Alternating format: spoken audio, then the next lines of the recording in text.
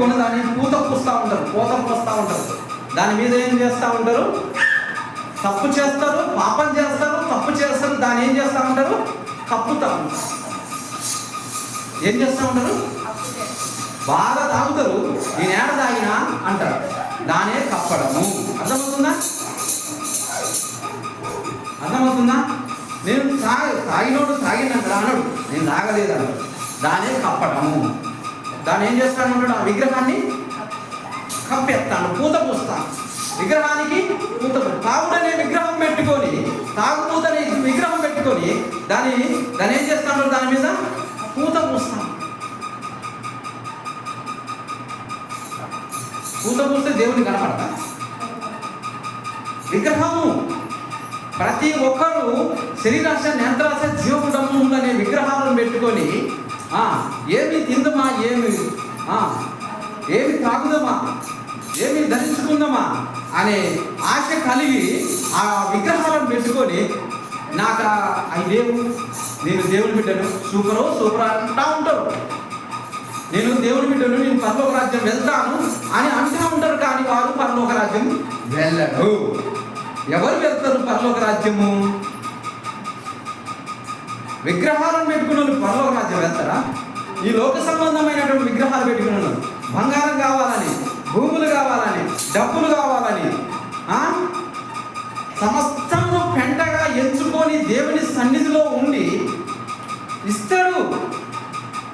దేవుడు ఏమంటాడు? ఆకాశ పక్షులు చూడుడి, అవి విత్తవు కోయవు, కానీ నేను వాటిని పోషిస్తలేదా? వాటిని పోషిస్తారు. అంతకంటే మీరు శ్రేష్ఠులు కారా? మిమ్మల్ని పోషించలేదా? నేను పోషిస్తానంటున్నాడు. దేవుడు పోషిస్తాడు ఖచ్చితంగా. ఆయన మాట తప్పని వాడు, మడమ తిప్పని వాడు. ఖచ్చితంగా ఆయన పోషిస్తాడు. మనము విగ్రహములు పెట్టుకోకూడదు. అర్థమవుతుందా? ఎక్కువ డబ్బు కలిగి ఉంటేనాట అనేక అనర్థాలకు కారణమాట. డబ్బు కలిగి ఉన్నాను, ధనము కలిగి ఉన్నాను, ఇంకా ధాన్యం, ఇంకా ఏదైనా బాగా ఎక్కువ కలిగి ఉంటే అనేక అనర్థాలకు కలిగి ఉన్న దానిలోనే మనం తృప్తిగా ఉంటేనే అది దేనికి అనర్థంగా ఉండదు. అది మనకు ఉపయోగంగా ఉంటుంది. ఎలా ఉంటుంది? మనకు ఉపయోగంగా ఉంటుంది, దేవుడికి ఉపయోగంగా ఉంటుంది. కాబట్టి మనము ఎక్కువగా కలిగి ఉండొద్దు. కలిగి ఉంటే అది విగ్రహంగా మారుతుంది. హల్లెలూయా. అది ఎలా మారుతుంది? విగ్రహంగా మారుతుంది. కాబట్టి విగ్రహంగా ఉండొద్దు. వస్త్రాలు కూడా, వస్త్రాలు కొత్త బట్టలు కట్టుకోవాలనే విగ్రహం ఉంటుంది. హల్లెలూయా. దేవునికి స్తోత్రం. కాబట్టి ఏదైనాను ఏది మనకున్నా గాను దేవుని కంటే మనం ఎక్కువగా ఏది ఉన్నానో అది విగ్రహం అయిపోతుంది. దేవుని కంటే ఎక్కువగా ఏదున్నా కానీ అది మనకు విగ్రహంగా అయిపోతుంది. కాబట్టి ఆ విగ్రహాన్ని మనం ఏం చేస్తూ ఉంటాం? మనము పోతపోయి ప్రతివాడు దాన్ని చేసిన విగ్రహం బట్టి అవమానం పొందుతూ ఉంటాడు. అవమానం వస్తూ ఉంటుంది. మనం ఏదైతే విగ్రహం కలిగి ఉంటామో ఆ విగ్రహం ద్వారా మనకు అవమానం వస్తూ ఉంటుంది. హల్లెలూయా. దేవునికి స్తోత్రం. దాని ద్వారా మనకి ఏమొస్తూ ఉంటుంది? అవమానం. దేవుడు అవమానాన్ని తెప్పిస్తాడా? ఐశ్వర్యం ఇస్తాడా? దేవుడి యందు భయభక్తులు కలిగి ఉంటే మనకు ఐశ్వర్యం వస్తుందా? దేవుడు చెప్పే మాటలేది? దేవుని యందు భయభక్తులు కలిగి ఉండుట ఐశ్వర్యం నాకు మూలము. కాబట్టి మనం ఎట్లా ఉండాలా? విగ్రహమును కలిగి ఉన్నప్పుడు మనకు అవమానమే. అర్థమవుతుందా? అవమానం. కాబట్టి ఆ విగ్రహాన్ని మనము, దేవుడు ఏమంటాడు? విగ్రహం ఉండొద్దా? మనలో విగ్రహము ఉండొద్దు. కాబట్టి మనం ఎలా ఉండాలి? యథార్థంగా మనం ఉండాలి. యథార్థత జీవితం కలిగి మనం ఉండాలి. దేవునికి మనం ఖచ్చితమైనటువంటి విశ్వాసుడుగా మనం ఉండాలి. దేవునికి పరిశుద్ధ జనంగాను, యాజక సమూహము, రాజులు. మనం ఎవరు? మనము రాజులము.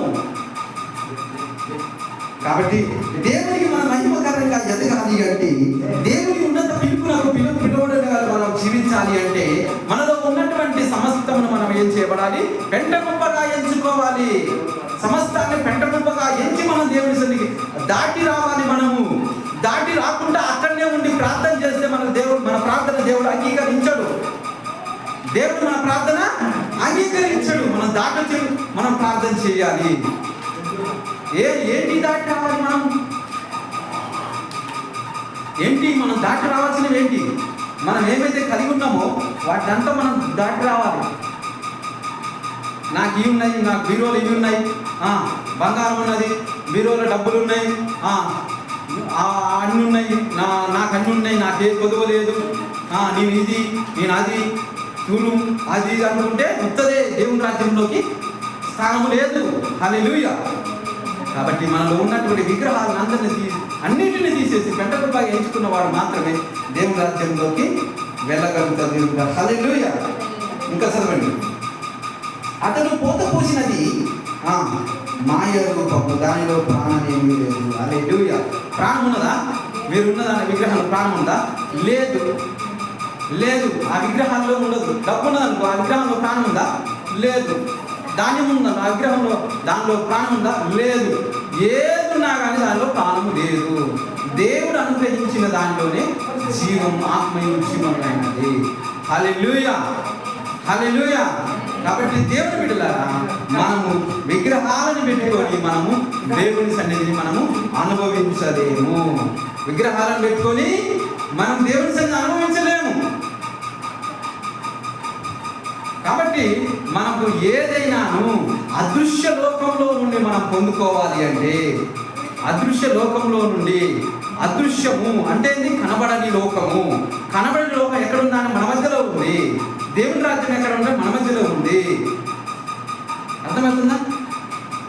నేను చెప్పేది మీకు అర్థమవుతుందా? దేవుని రాజ్యం ఎక్కడ ఉన్నది? మన మధ్యలో ఉంది.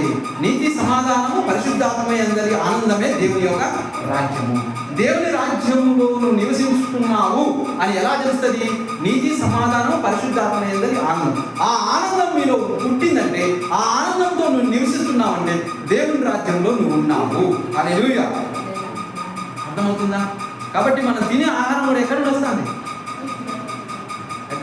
చెప్పండి. అన్నం తింటాం ఎక్కడి నుండి వస్తుంది? దేవుని రాజ్యంలో నుండే వస్తుంది. భూమిలో నుండి వస్తుంది అనుకుంటారా? భూమిలో నుండి వస్తుందా? భూమిలో మనం విత్తనం వేస్తాం. విత్తనం ఏం చేస్తాం? ఆ విత్తనం ఏం చేస్తుంది? మరణిస్తుంది. ఆ విత్తనం ఏం చేస్తుంది? చచ్చిపోతుంది, మరణిస్తుంది. విత్తనం చచ్చిపోతే ఏం చేయబడుతుంది? పునరుద్ధానమై మొలిచి అది ఎక్కడి నుండి వచ్చింది? దృశ్యమైనదా? అదృశ్యమైనది. మనం మొక్కని విత్తినామా? విత్తనాన్ని విత్తినామా? విత్తనాన్ని విత్తి చచ్చిపోయింది. చచ్చిపోయిన తర్వాత జీవం ఒకటి వచ్చింది. అందులో నుండి ఏమొచ్చింది? జీవం వచ్చింది. అదే అదృశ్య లోకంలో నుండి భూలోకంలోకి ప్రవేశించింది. హల్లెలూయా. అదృశ్య లోకంలో నుండి భూలోకంలోకి ప్రవేశించి ఆ భూలోకం దాన్ని మన కన్నులకు దేవుడు కనపరిచిండు. హల్లెలూయా. మన కన్నులకు కనపరిచిండు. కాబట్టి మన కన్నులకు కనపరిచినది అది ఆత్మలోకంలో నుండి వచ్చింది. మనమందరం ఏ లోకంలో నుండి వచ్చినాము? ఆత్మలోకంలో నుండే మనం వచ్చినాము. మనం పుట్టక మునుపు భూమి మీద మనం ఉన్నామా? లేము. అదే లోకము. మనం పుట్టక మునుపు ఉన్న లోకం ఏది? ఆత్మలోకము. పుట్టక మునుపు ఉన్న లోకం మన ఆత్మలోకము. పుట్టిన తర్వాత మనము దృశ్యమైన లోకము, భూలోకము. హల్లెలూయా. ఈ దృశ్యమైన లోకంలోకి మనం పుట్టిన తర్వాతనే అనేకులకు మనం కనబడ్డాం. లేకపోతే మనల్ని దేవుడు మనం ఎన్నుకోకపోతే అంతే. సమస్తం జనులందరూ దేవుడి చేత ఎన్నుకోబడ్డవారి, కానీ వివిధమైనటువంటి తంత్రముల చేత, వారి స్వకీయమైనటువంటి ఆలోచనల చేత, వారి జీవన శైలి చేత వారు దేవునికి దూరపరచబడ్డారు. ప్రతి ఒక్కరు కూడా దేవుని చేత కలగ చేయబడిన వారే, దేవుని చేత ఎన్నుకోబడ్డ వారే. కాబట్టి దేవుని విడుదల మనం దేవునికి అంగీకారంగా ఉండాలి అంటే దేవుని యొక్క ఎక్కడ ఉండాలా? దేవుని రాజ్యంలో ప్రార్థన చేయాలా. దేవుడు ఆ ప్రార్థనను దేవుడు అంగీకరించి దేవునికి మనం మహిమకరంగా ఉండగలుగుతాం. దేవునికి స్తోత్రం. హల్లెలూయా.